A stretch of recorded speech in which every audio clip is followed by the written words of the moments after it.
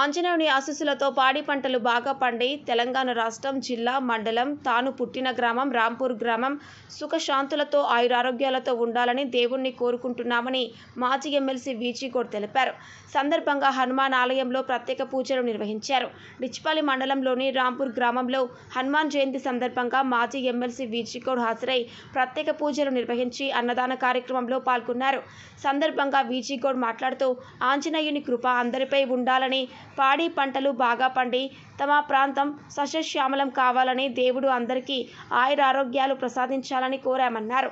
హనుమాన్ ఆలయ కమిటీ ఉదయం శోభయాత్ర నిర్వహించి ప్రత్యేక పూజలు చేసి అన్నదాన కార్యక్రమాలు నిర్వహించారని, ఈ కార్యక్రమాల్లో తాను కూడా పాల్గొన్నందుకు ఈ సదవకాశాన్ని కల్పించిన దేవునికి ప్రత్యేక ధన్యవాదాలు తెలియజేశారు. ఈ కార్యక్రమంలో మాజీ ఎమ్మెల్సీ వీజీ గౌడ్తో పాటు వడ్డెం నర్సయ్య, వీడీసీ రాజ్ కుమార్, గ్రామ అభివృద్ధి కమిటీ, హనుమాన్ ఆలయ కమిటీ సభ్యులు, హనుమాన్ మాల స్వాములు, భక్తులు, యువకులు, మహిళలు పెద్ద ఎత్తున పాల్గొన్నారు.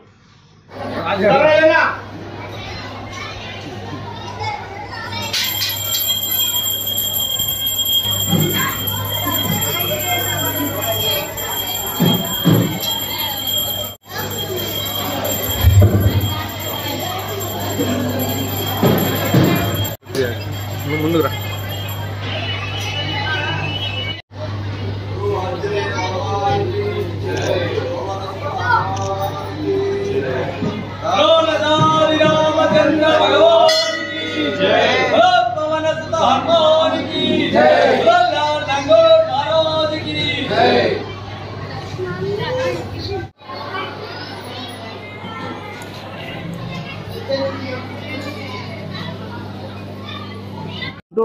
ఆంజనేయ స్వామికి మరొకసారి నమస్కారం తెలియజేసుకుంటాం.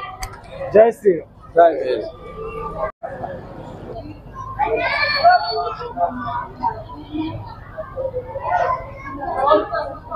ఆంజనేయ స్వామికి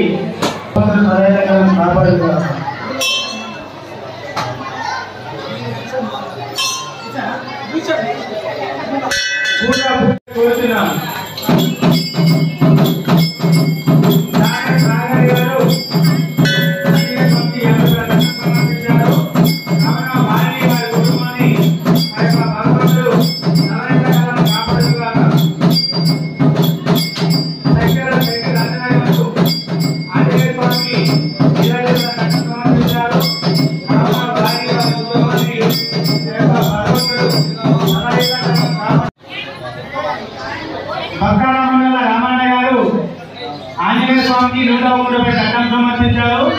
కావున వారి కుటుంబాన్ని భగవంతుడు సహాయాలు ఎక్కడున్నా కానీ ఈ యొక్క ఆలయాన్ని పిలిచేసి అన్నప్రసాదాన్ని స్వీకరించడాన్ని